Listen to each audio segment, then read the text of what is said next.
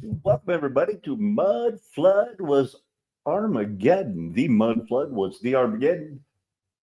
Don't let them tell you anything else unless they are willing to debate you in a fair and honest way. Good morning, Marcella. This is going to be more of a college type PowerPoint explanation. I don't even know if I need to give the disclaimer, but I'm going to. Because I'm using, I forget the doctor's name, but he's a college professor, tries to keep it, relating to Christianity, I think, in a fair and honest way is what he tries to do. So, really, it's going to be a lot about the pictures. This morning, disclaimed. So, we ended up here continuing that type of thing, but going the other way, living in a simulation. What in the world?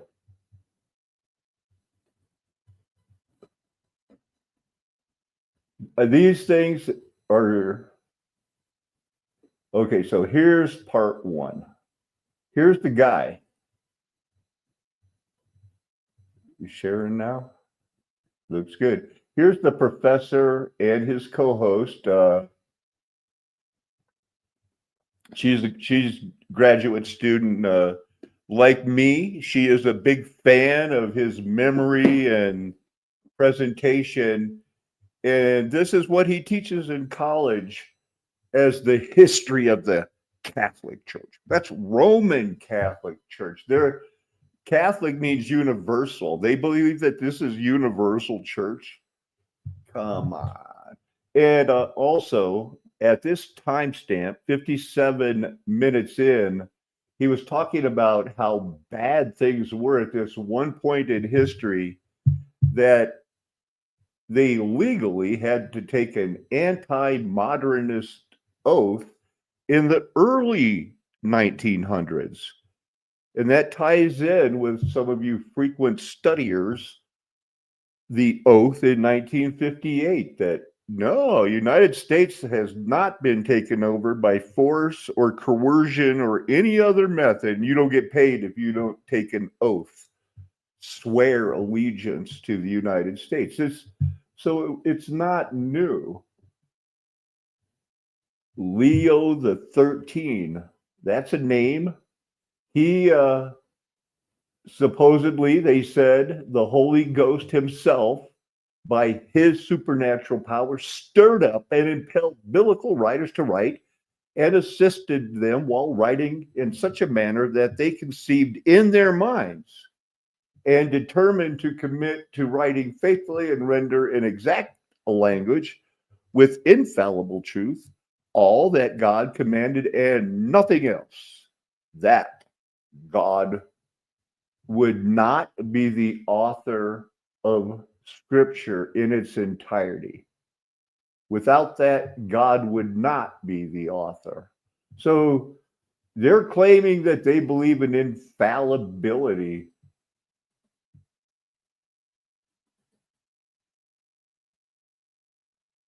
But am I the right thing here? Because this, he is, I think I am on part two. Yep. Son of a gun. Thank you for your patience if you're going to be patient. Because this is where it should have started. Here's like, give me the history of what it was like in episode one, Popes and Revolution. Okay, so you got to see the guy. Here's the white man version of how the white Catholic Church came to rule the world and were ruthless to other white people, equally ruthless if they didn't believe in the Trinity and some of the outrageous things like when the Pope speaks, it's like Jesus. He's the victor of Christ. It's infallible. But here's our introduction to history from their non-mud flood point of view. there was a king, nobles, knights, and then the peasants. And they believed that modern people now believe that the medieval society was a pyramid land-holding scheme. Some believe it was a wheat and tares in the golden age, living under the rod of iron of Jesus, pretending to be Christians. Way more than half, it would seem, once they started to realize, hey, I'm a tare. So this is part of that flood. Look at the shallow roots. An old mud flood building in the background. There's all the roots.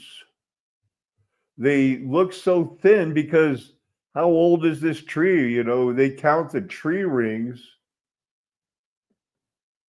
They should be able to tell you, but it was probably planted during this last reset.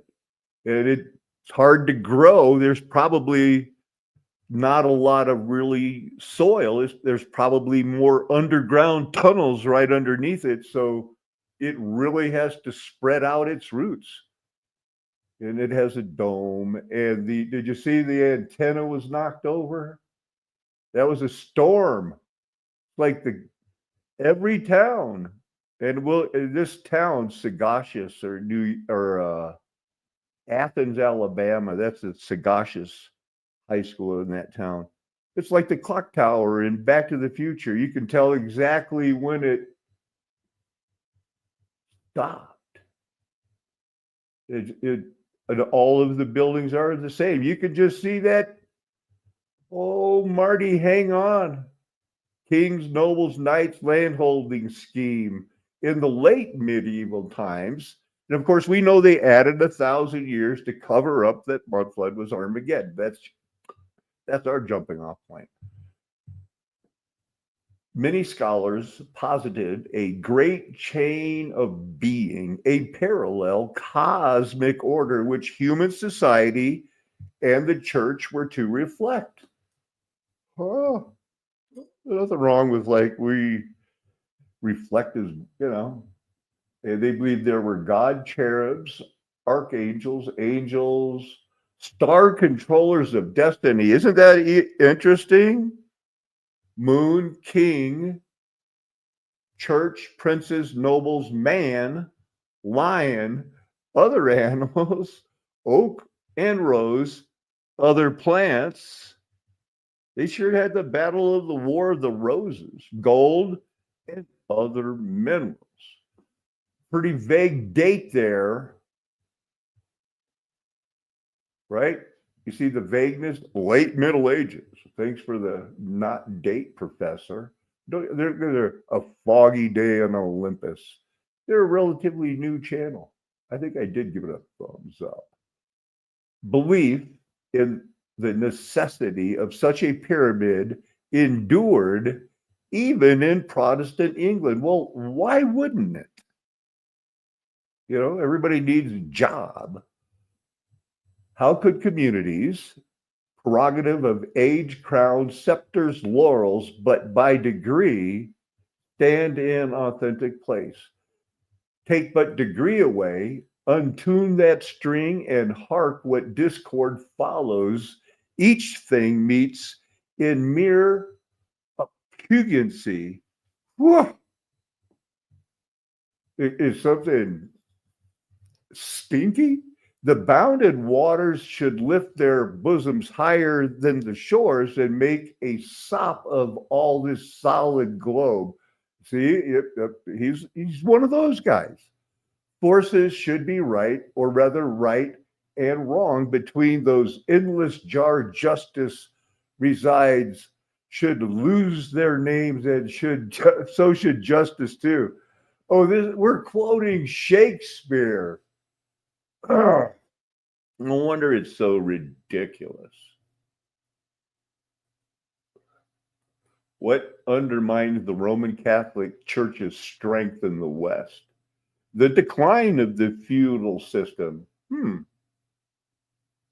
Well, so they didn't like it, or they did like it, and they propped it up, and they were passing out kingdoms to enforce. The rise of town life, people moving to the cities, didn't help the Catholic. It undermined the Roman Catholic Church, the strength in the West.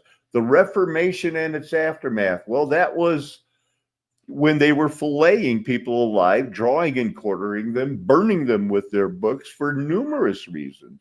You'd be lucky to be tarred and feathered. So here's their Habsburg. Everything was kings, and then they made it into nations. Still so much focus is on this area. Out of proportion. Palace of Versailles is out of proportion, isn't it? So the Roman Catholic Church, they're claiming they came from Jesus and from 1700 years to this time, and that they, got a lot of power from Peter. That to them is the biggest thing of the Bible. But this Palace of Versailles is still there. Treaty of World War I, treaties World War II, probably treaty everywhere. No bathrooms, though. This is one of the, don't say they all didn't have bathrooms. Many of them were proud of their plumbing. They brought it in. And this place had plenty of plumbing and fountains, but no potties. And so they said, a lot of stories about that. And that's the road. See, this is like, what, 10 miles from Paris or something? So that's the road to Paris. Louis XIV's creation of Versailles, shown here in 1722, symbolizes the fact that even in Roman Catholic Europe, monarchs were now far more powerful than the church. Well, they have to stick to a story. They have to fill in the gaps. I don't know if it was computer program wrote their fake history up. All I know is it's fake. That the mud flood was Armageddon. And although I don't believe in the Pentecostalism charismatics, God showed me, and told me and said, hey, let's look at it this way. And I have. And now thousands of other people are making bank off of this. But I'm exposing the Catholic Church and giving the history of their side of the story. That this is what they want you to believe. The phenomenon, the vital prop to absolutionism, the Catholic Church's consolation prize. This phenomenon, the growing power of central government from the 1500s, eventually produced a justifying doctrine. There's a absolution, the consolation prize. The divine right of kings. So if after the reset, they could push this, it's the idea that God has chosen that kings should rule and that they should do so absolutely. The result of this is what the phenomenon, absolutism. Power was moving from the localities to central government. That's their story after the reset. I'm thinking there was hardly anybody here. Because, after the 1,000-year reign, what happened? Reaping. 2 angels on 2 clouds are talking to Lord, and put in your sickle and reap. And then put in your sickle and get the grapes of wrath. Yikes, right? But it's still remnant. So this is all lies, super big lies too. This divine right of kings then is the doctrine that legitimizes and justifies royal absolution. That explains the proclamation, this is the will of God, because so the state took charge in the 1740s, and the Catholic Church didn't like it. And later, the Irish Catholics, who were very loyal to Rome, they didn't like it either. They didn't like it because they were really genocided on purpose. They had contracts to grow certain potatoes. They could have grown different strains that worked, but the people in London said, no, this is our crop. You got to buy from us. I'm your feudal lord from 2,000 miles away. Not 2,000. The state took chair following the pressure from the kings. They didn't want to be listening to the Pope. The papacy reduced the number of religious holidays in 4 countries. Movements such as Jansenism, Galaicism, Josephism, and Fibra, isn't that Fibronaxi? No, it's Febroniism, demanded control of the church by bishops collectively, with the Pope reduced to a mere coordinating function. So there really was a problem with the church, and the French Revolution proves how much they hated it. We'll probably get to that. The Jesuits were expelled from Portugal. Joseph II of Austria, which is so close to Turkey. Who knew how Asian they were? And that the Swedes and everyone else going like, no, what? No. They're like, they portrayed them as Huns, guerrilla type. Portuguese Jesuits, first mention of the Jesuits, were them getting expelled. Well, you have a basic understanding, more than he would have been giving in this class, because there's a lot to cover here. So it says Jesuits expelled from Portugal in 1759. France, that's Jesuits were expelled from France in 1762. Spain, Jesuits get out, 1767. So it's spreading.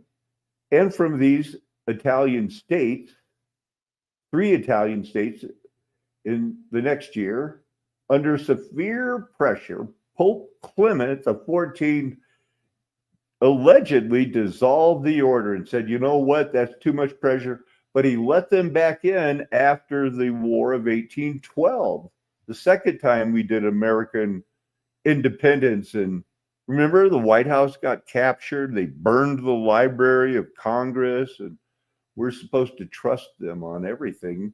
Since those times, despite everything, church still dominated schools and university as they do today.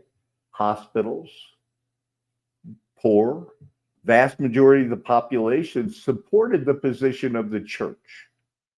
The writings of the Enlightenment philosophies had affected only the relatively prosperous few. Parish clergy were generally held in high regard. It was the senior clergy who faced most criticism for their wealth and venality and burning people alive.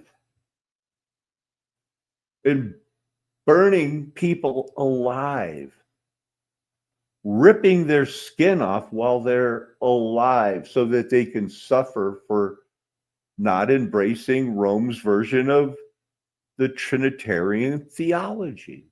And they could get Calvin and Luther to work along with, at least Calvin was in on the murder of, what was his name? Michael Servetus, the man who discovered the pulmonary system, the Gordian knot of the heart and everything. And they still teach his circulation stuff. Yeah, John Calvin worked with the Roman Catholics and the Libertarians to murder him. Murder's bad, like abortion is bad. So here's the thing. Their problem, and we understand it better than most, is how do you make something that relatively was one of the wolves in sheep's clothing, tears false churches that didn't preach a real Christ at the end of the 1,000 years? How do you fit them in and act like you can double 1,000 years, add popes, not be ashamed that, well, yeah, they were bad, but still they're from Peter? How did they do that? Well, here's their key events. Estates General summoned to resolve a crisis, and probably the Jesuit thing, maybe. June 20, this is a big deal, the tennis court oath. They make a big deal out of that. It's their Magna Carta in the French Revolution. So this is all anti-God, all fomented. You get that? All fomented. Thomas Jefferson, ring a bell? Ben Franklin and the Hellfire Club, the Jacobians, the Phrygian cap wearing, no beard people, Washington and all those Freemasons went over and helped France with their revolution. Who wrote that book, Common Sense, and everybody studies it, and the guy was crazy. Well, he was over there. What's that guy's name again? You know it when you hear it. He wrote the book, Common Sense. It's a setup. It's a lie.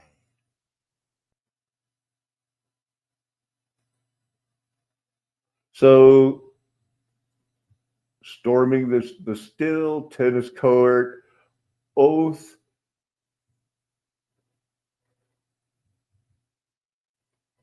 Let's do this. This is how you do it.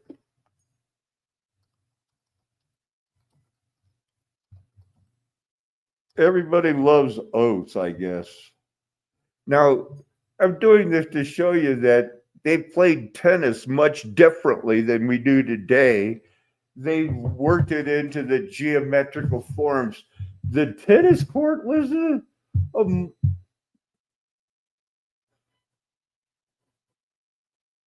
people used to go to watch them play tennis.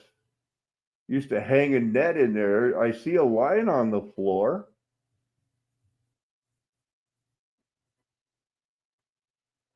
See any Phrygian caps?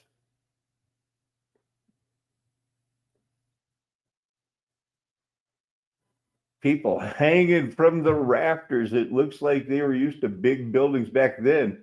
Maybe they found it and it was giants, Nephilims, dressing like clowns.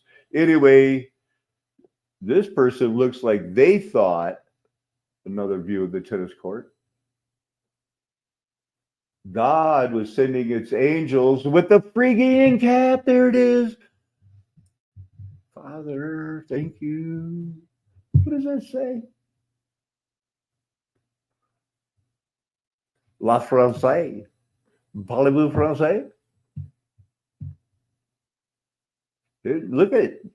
This is a real deal. We don't know what they were. It could have been like when the Freemasons jumped the gun, didn't have a territory or anything else, and just made California a state because they claimed they found gold and they had genocided all of the Native Americans. They said, we're a state. And the United States said, okay, you got a lot of gold and power.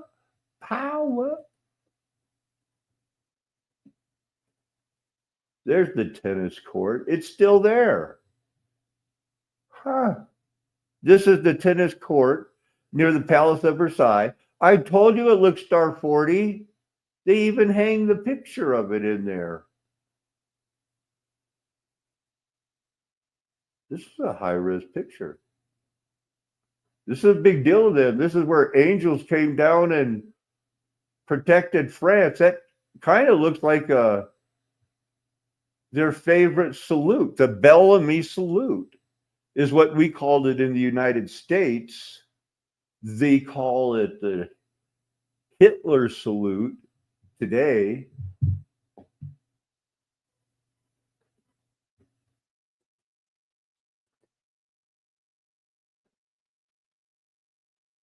You know, a little fresh paint on that wall would bring it right back to life there, Parlez-vous français, boys.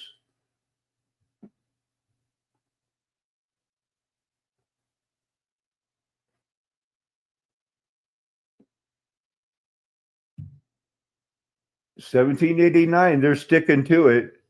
French Revolution, Constitution of the Kingdom was established there. created after the collapse of the absolute monarchy. Well, they had cut off the king's head. Hey, Louis, you're dead. You can't breathe. Your head is in a basket. So, yeah.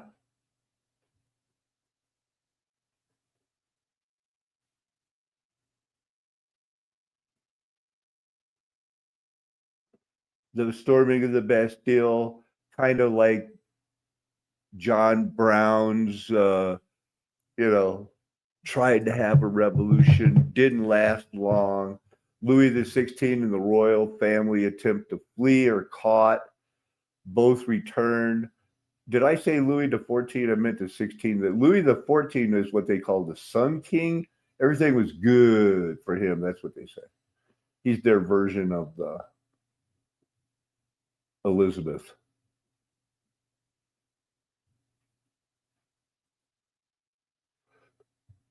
A state general summoned to resolve the crisis to the court, and then this guy. I am mad at the revolution. I condemn it because it confiscated church land, banned monastic vows, turned the week to a 10-day work week because they were so offended at the 7-day order by, God, and so wrongfully enforced by this guy and their church. And I'm just noticing that clock on the wall.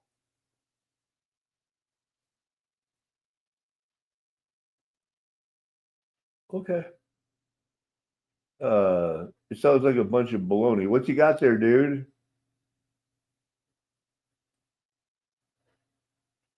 Oh, this is where he required the clergy to take an oath of allegiance and accept appointment by state. So, nope. They were having a revolution and it got real bad.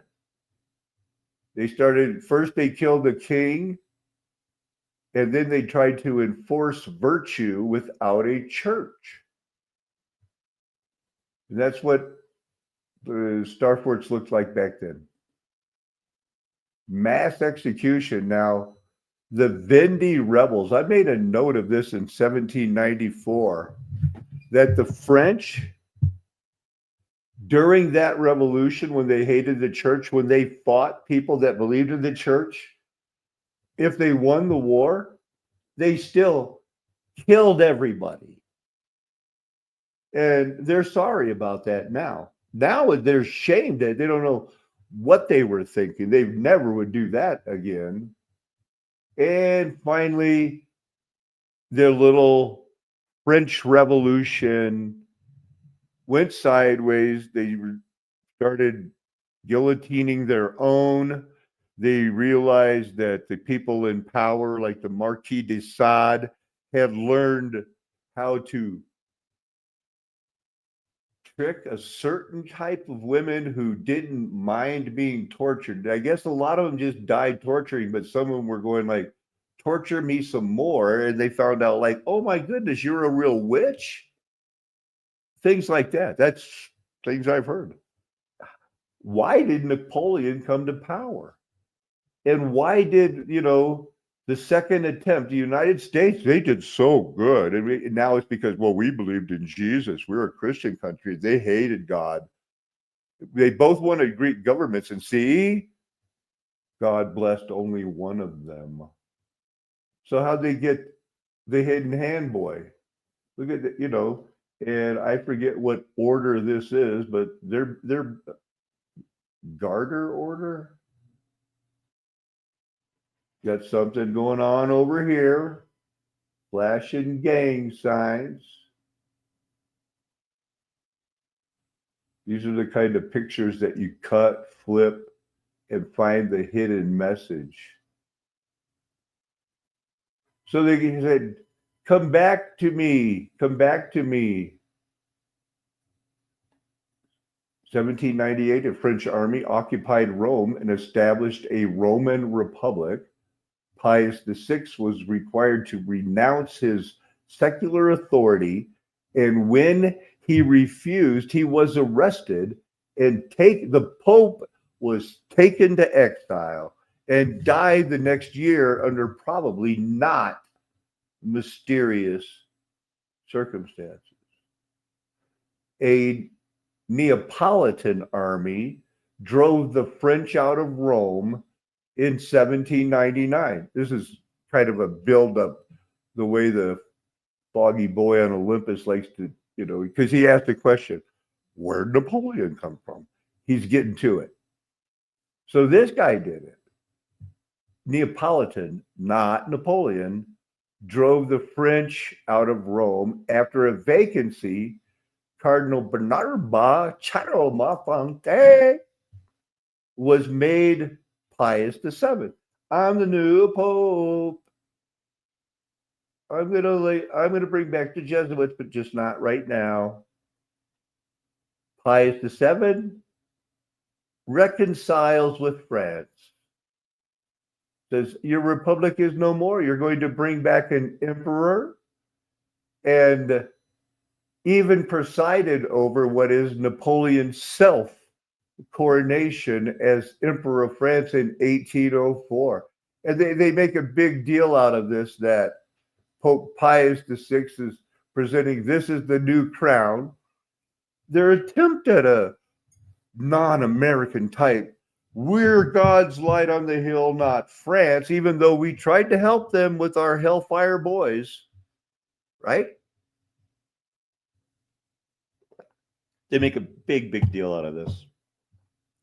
So the guy was going to crown him. Napoleon grabs the crown, takes it from him, stands up, and crowns himself, because no church did this. This was an act of somebody that had the power of God because of God, and he was meant to be. Absolutely. They believe that. They're back to the divine right of kings for a while, until World War I. Pius VII never fully recovered his power. 1808, Napoleon reinvaded and took him prisoner, exiling him in France until 1814. After the fall of the Napoleon, is he even real, or is he a Nikola Tesla? Or is Nikola Tesla real? When did they live? Could it have been at the time of Christ? Does anybody really know? After the fall of Napoleon, Pius was able to return to Rome.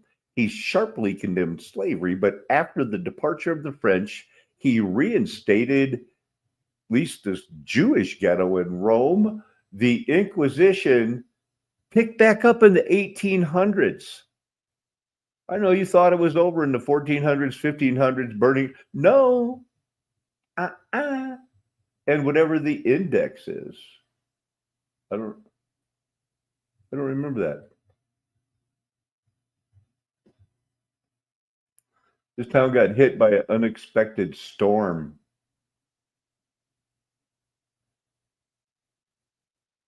And I was looking at it. I guess I have a Pinterest page. So let me sign on and look at these pictures. Look at this. This is supposed to be one of the oldest towns in the United States.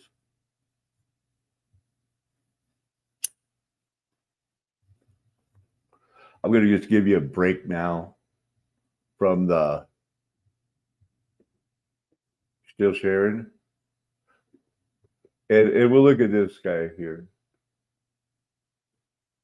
I looked up the Sagashis Middle School because it was in this town that got hit by... They didn't even give them a warning. The town got hit. So staged a strike. Not there. So the thing is that this town is where this guy lived, Frederick Tudor. Is this another Tudor? No, we'll have to get there from here. Bostonian businessman known as the Ice King You know, they used to sell ice in refrigerators and things like that until the 1940s, 1950s. Well, did you know that half the ice in the world was sold from that town? I found that out last night. He made a fortune cutting ice from a couple lakes in New England. Do you know that one of them was Walden's Pond?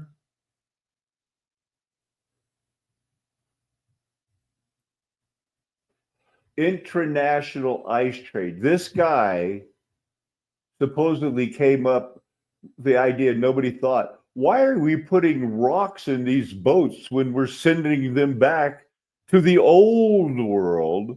We could be loading them up with ice and charging them a fortune. There it is. At age 23, in 1806, he bought his first boat to carry ice cut from his father's farm. And I showed you, they just, did you see the tower, the dome that got knocked over? They didn't even have a storm siren go off. But the guy's name is Tudor. That's an English royal name.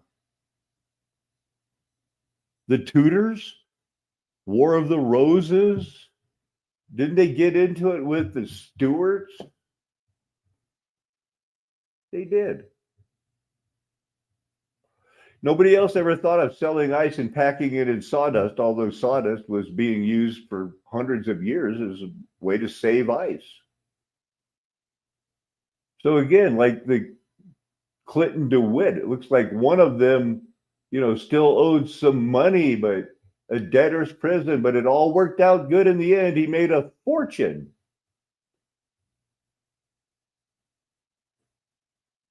Boy, they made a lot of money off of bananas and stuff.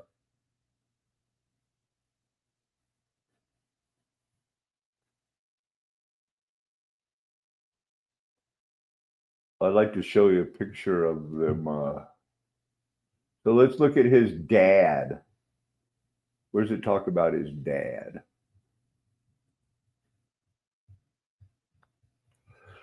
First off, we should read this. Tudor was the third son of William Tudor, a wealthy business lawyer, and Delia Jarvis Tudor. Although his older brother, William Tudor, would become one of Boston's leading literary figures, Tudor spurned the chance to be educated at Harvard, and at the age of 13 occupied himself with the business, visited the Caribbean, got in a little debt, but by the time of 23, was buying his first boat. And so it kind of skips over it. So we should look at the eldest son of this guy. American politician, got here early. Remember, I believe the reset, somebody said, early into the United States, born early, father of the Ice King, leading literary figure, Arlington, Massachusetts, not Arlington, Virginia, where the CIA is. So he's right there. Joined Washington armies, appointed a judge advocate. When was he born? At age 25? How few people were there when these people were in Boston, were selling ice to half the world? His son invented that in 1804. Married Darla again, we got that. Let's see. Inherited an estate worth a then considerable sum of $40,000. Alston at Harvard.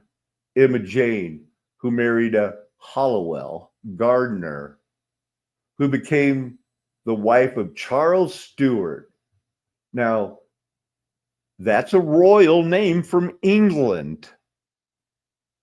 And they're over here founding towns and coming up with the great ideas to charge a fortune because they could get something for free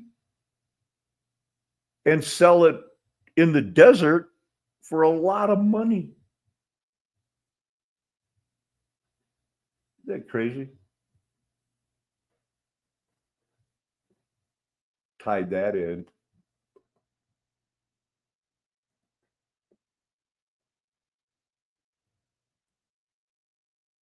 We got some more good history of the Catholic Church of how it came into the 1900s. But I think that you need to know, how did I, because I do these shows every night, every day. And it's like, well, where did you come up with this? And sometimes, you pray and you watch these videos and you get an idea, and because you've studied something before, you can do it again. Here's one that might fall into that gap. I'm looking at my history so I don't have to bore you with it. There it is. So here, where's that thing? Check this out. Where's that one I was showing my history? This one. You may not think much of it, but your grandparents certainly valued ice highly. Getting those refreshing little cubes was a lot of work 100 years ago. It's times like these that I am amazed at how quickly... Thanks, computer. So there's always been ways of knowing evaporation can keep things cool. They've known that for a long time. Water was channeled to an external reservoir where it would freeze during the cold nights, producing ice. Since colder air descends, the collected ice was stored at the bottom of the reservoir, which was below ground level. Additionally, the conical shape with a hole in the middle of the roof allowed outside air to circulate through the structure and be channeled upward, carrying away the warm air that accumulated. There are some people that think that this was a building and is slowly turning into bricks, that it wasn't built. At the top. This is how the Persians ensured their summer cold drinks. Over time, in Western countries, a very useful... Between 1806 and 1920, millions of people worldwide obtained ice from ships leaving Boston in the United States. This lake, for example, was a major ice producer. In 1806, Frederick Tudor realized that most ships leaving the busy port of Boston were sailing empty to fetch goods. Tudor developed a process to ship numerous blocks of ice wrapped in sawdust, which is a great thermal insulator and had long been used to store ice in the coldest places or near frozen mountains, an approach that allowed... They're living in, the antique architecture, Star Fort, baby. But when they need a barn, it's a pretty crappy wood barn. Because we know, Boston ice to reach places like New Orleans, Havana in Cuba, Pernambuco, and Rio de Janeiro. That's pretty far from Australia, isn't it? Not a problem. Janeiro in Brazil, Bombay in India, Australia, Hong Kong, and many other locations. Well, it's a smaller world than we thought, and now the Lord provides answers. How did they do it? Like this. And then they hid the fact that they knew how to make refrigerators until the time when they needed a cover story after World War II. Voila! A global multi-million-dollar ice trade was established, employing thousands of people as early as 1830. People who worked cutting ice on lakes, transporting it to ships, storing it, and shipping it around the world. A trade that had almost zero environmental impact since it used ice that formed naturally on the northern lakes and transported it to hot places using wind-powered sailboats. But human ingenuity... Gee whiz, how did they finance this, I wonder? What we got going on here today.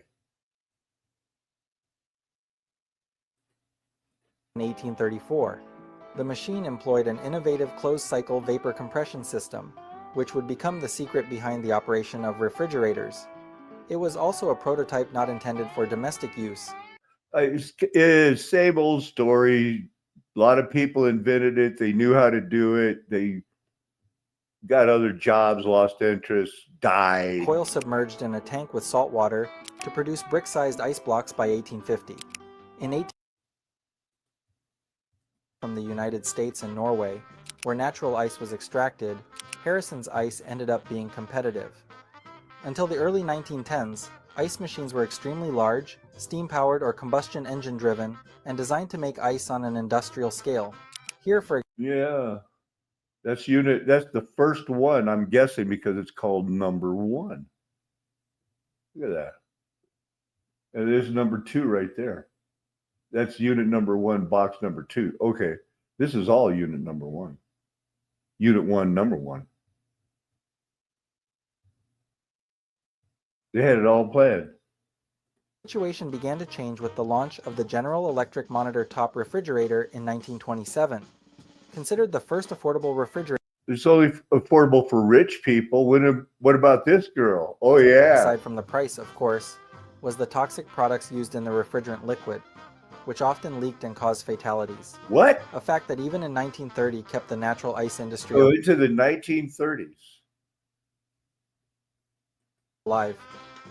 This only changed when the American companies DuPont and Frigidaire of General Motors joined forces to develop the famous Freon gas in 1929, which was less dangerous. This is that one I mentioned the other day when I said, how come, people can go back and check the video. I said, how come I don't know where my glasses are, but I can remember that R12 is called difluoromethane. Because I guess it's one of the important things in the world. And I remember when my friends were grief-stricken that this was being banned. They were trying to save it. They considered this one of the greatest things in the world, difluoromethane, R12, Freon. And then it was banned at the time of when asbestos was banned because, well, they needed an insurance scam. They needed some more money to keep this scam going. This was a good thing. It didn't harm the ozone, in my opinion.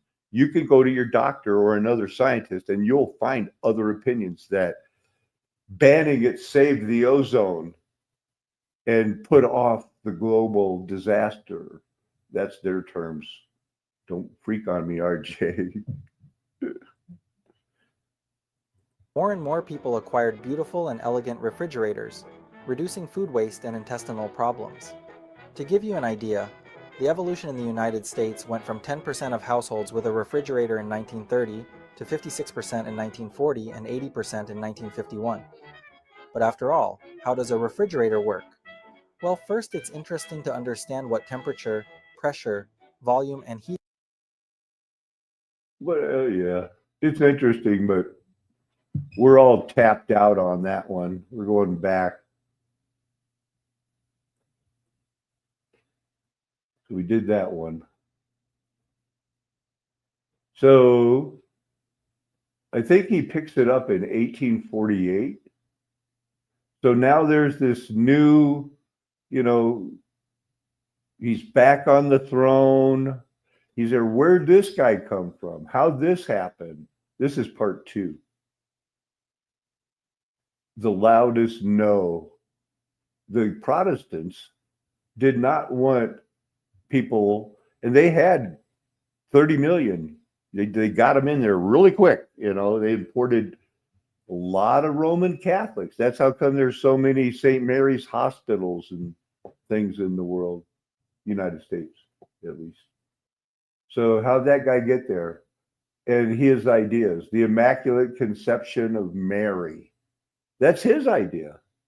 That came out. That guy did it. He got in 1848, and he started telling all of the other Catholics Mary was conceived without original sin. And he proved to them, yeah, we've always believed this. Sounds like a reset. It was defined as a dogma by Pius IX in 1858, bull, which means this is now equal with what God says. God ineffabilis.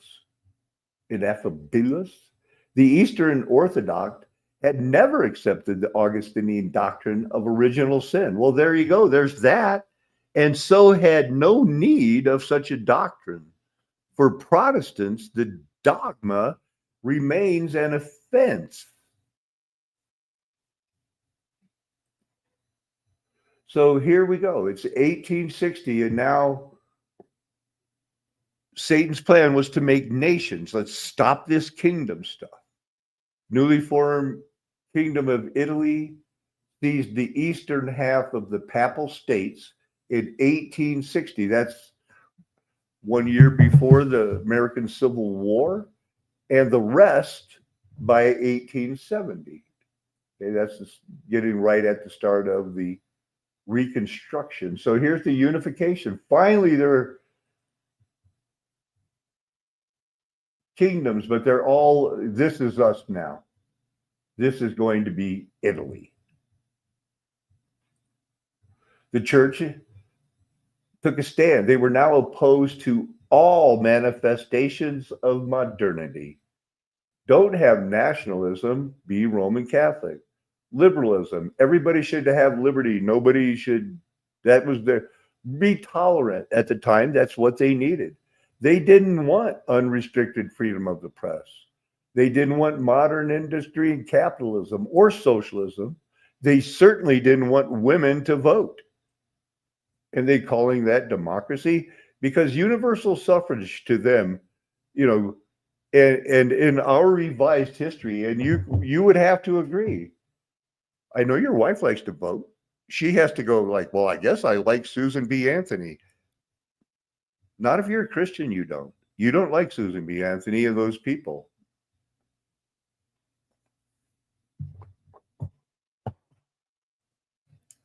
So here we go, 1864. He introduces something called the Syllabus of Errors. You can probably look it up. And it said, we condemn these things.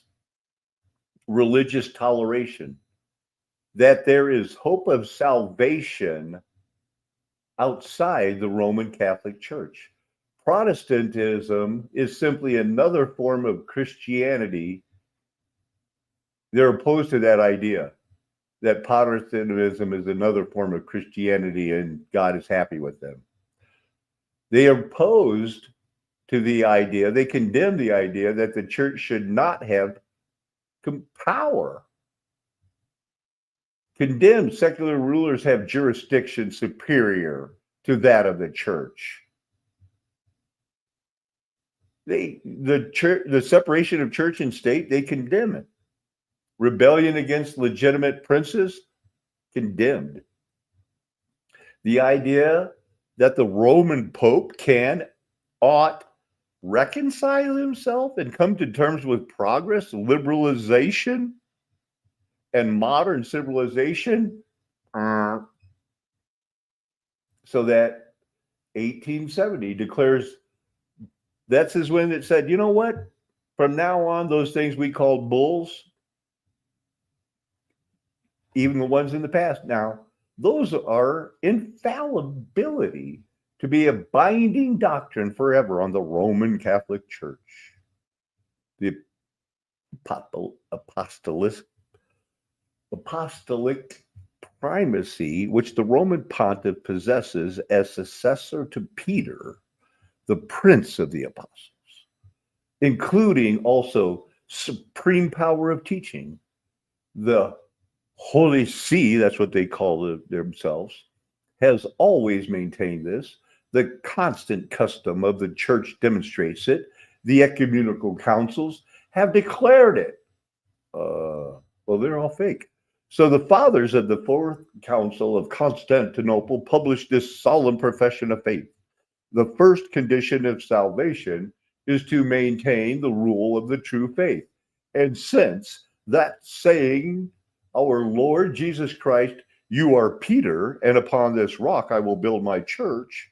And since he's the first pope, they believe what they believe. And here, I don't know if you can. This is their version of it. Holy Spirit promised to Peter, the gift of truth and never failing faith comes through Peter.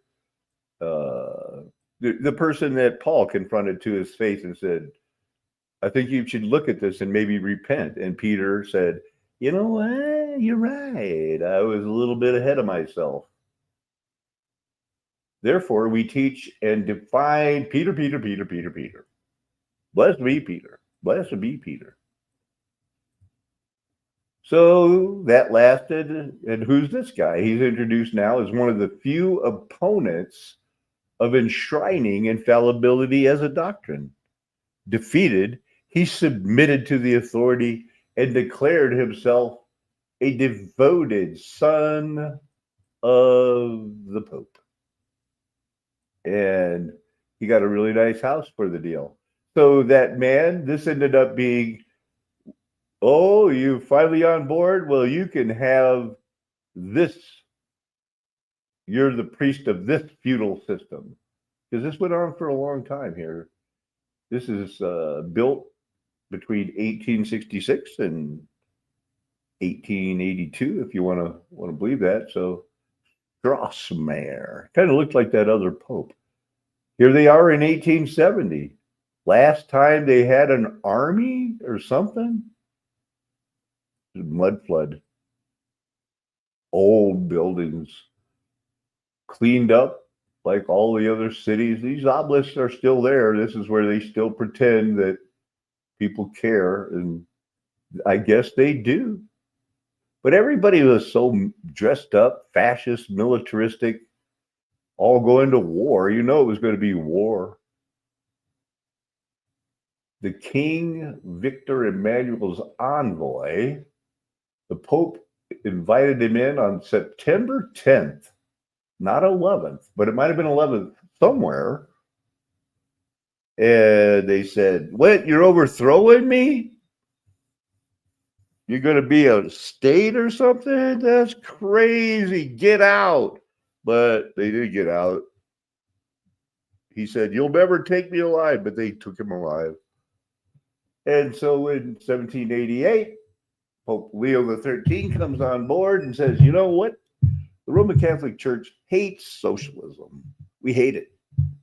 Although socialists, stealing the very gospel itself with a view to deceive more easily the unwary, have been accustomed to distort it so as to suit their own purposes.